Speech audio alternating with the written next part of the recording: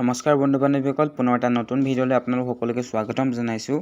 প্ৰথমবাৰৰ বাবে যদি মোৰ চেনেলটোত ভিজিট কৰিছে তেনেহ'লে ছাবস্ক্ৰাইব কৰি ল'ব আৰু কাষতে থকা বেল আইকনটো ক্লিক কৰি ল'ব। মই এনেকুৱা ধৰণৰ ভিডিঅ'বোৰ ৰেগুলাৰ পোষ্ট কৰি থাকোঁ। ONGC ফালৰ পৰা কেইবাটাও পোষ্ট ওলাইছে, কি কৰিব লাগিব, কেনেকৈ অনলাইন কৰিব, কি এলিজিবিলিটি লাগিব আৰু কি শৈক্ষিক অৰ্হতা লাগিব, সবিশেষ জানিবলৈ ভিডিঅ'টো শেষলৈকে চাই থাকিব।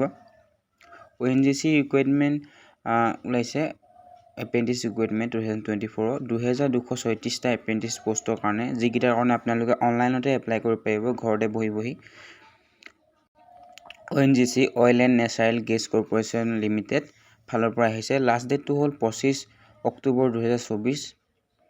2236টা এপ্ৰেণ্টিছ ভেকেঞ্চি উলিয়াইছে, কেইবাটাও বেলেগ ট্ৰেড বা ডিচিপ্লিনৰ ফালৰ পৰা।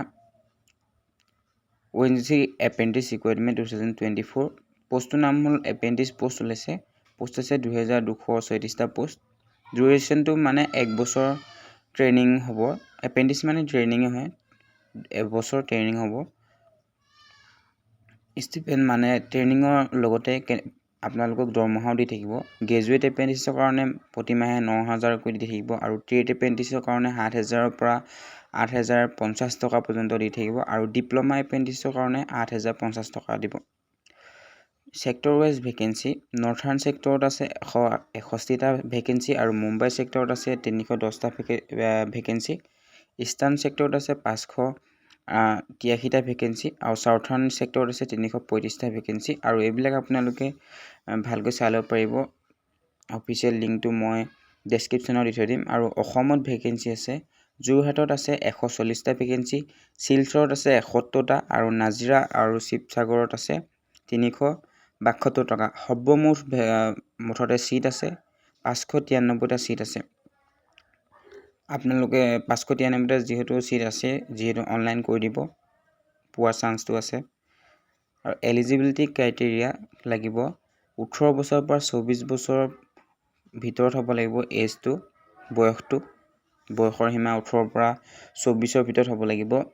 আৰু এজ ৰিলেক্সেশ্যন SC/ST কাৰণে 5 বছৰ আৰু OBC কাৰণে 3 বছৰ, PWD কাৰণে 10 বছৰ আৰু PWD যদি OBC বা NCL থাকে তেনেহ'লে 13 বছৰ, PWD SC/ST কাৰণে 15 বছৰ। এডুকেশ্যনেল কোৱালিফিকেশ্যন কি লাগিব, লাইব্ৰেৰী এছিষ্টেণ্টৰ কাৰণে 10 পাছ কৰা হ'লেই হৈ যাব আৰু ফ্ৰণ্ট অফিচ এছিষ্টেণ্টৰ কাৰণে 12 পাছ কৰা হ'ব লাগিব। আৰু এইবিলাক কি পাছ কৰা হ'ব লাগিব, এইবিলাক আপোনালোকে ভালকৈ ডেছক্ৰিপশ্যনত থকা লিংকটোত গৈ সবিশেষ জানি ল'ব পাৰিব।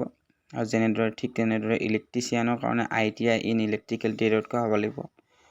ফিটাৰৰ কাৰণে ITI ইন ফিটাৰত কৰা হ'ব লাগিব। ITIৰ বহুত পষ্ট ওলাইছে, mechanical diesel, medical laboratory technician, radiology, pathology, এইবিলাক বেলেগ বিভাগত ওলাইছে। আৰু BSc যদি কেমিষ্ট্ৰিত কৰিছে তেনেহ'লে লেবৰেটৰী এছিষ্টেণ্ট কেমিকেল প্লেণ্টত কৰিব পাৰিব। ঠিক তেনেদৰে গ্ৰেজুৱেটত ষ্ট'ৰ কিপাৰ পেট্ৰলিয়াম প্ৰডাক্টছৰ আহিছে। আৰু যদি BTech বা BSc ফায়াৰ এণ্ড ছেফটিত কৰিছিলে তেনেহ'লে ফায়াৰ এণ্ড ছেফটি এক্সিকিউটিভ আহিছে। আৰু মোক এজন বাইদেৱে মোক কমেণ্ট কৰিছিলে যে ফায়াৰ ছেফটি ডিপাৰ্টমেণ্টত পোষ্ট ওলালে জনাব বুলি। এইটো ওলাইছে ফায়াৰ ছেফটি এক্সিকিউটিভ পোষ্ট ওলাইছে। BTech বা BSc ফায়াৰ এণ্ড ছেফটি বিভাগত কৰা হ'ব লাগিব। আৰু কম্পিউটাৰ চায়েন্সত ডিগ্ৰী কৰাখিনি গ্ৰেজুৱেটৰ আহিছে, ইলেক্ট্ৰিকেল এক্সিকিউটিভো আহিছে, চিভিল এক্সিকিউটিভো আহিছে, বহুত আহিছে। তেনেদৰে 3 বছৰ ডিপ্ল'মা কৰা বা পলিটেকনিক কৰা কম্পিউটাৰ চায়েন্সো আহিছে, ইলেক্ট্ৰনিক্সো আহিছে, চিভিলো আহিছে, ইলেক্ট্ৰিকেল মেকানিকেলৰ পষ্ট ওলাইছে, কেইবাটাও পষ্ট ওলাইছে। আৰু এইকেইটাৰ কাৰণে আপোনালোকে কেনেকৈ অনলাইন কৰিব, ONGC আপোনালোকে অফিচিয়েল পৰ্টেলত যাব লাগিব, অফিচিয়েল ONGC ৰিকুৱাৰমেণ্ট পৰ্টেলত। তাত গৈ আপোনালোকে অনলাইনটো কৰিব পাৰিব। আৰু ইম্পৰ্টেণ্ট ডেটকেইটা জানি থৈ দিয়ক। ষ্টাৰ্টিং ডেট হৈছিলে 5 অক্টোবৰ 2024 পৰা অনলাইন এপ্লিকেশ্যন ষ্টাৰ্ট হৈছে আৰু লাষ্ট ডেটটো 25 অক্টোবৰ 2024 পৰ্যন্ত থাকিব। আৰু ৰিজাল্টটো বা চিলেকশ্যনটো কৰিব 15 নৱেম্বৰ 2024 ৰিজাল্ট দিব। তো ধন্যবাদ, অনলাইনটো কৰি ল'ব। জয় অসম।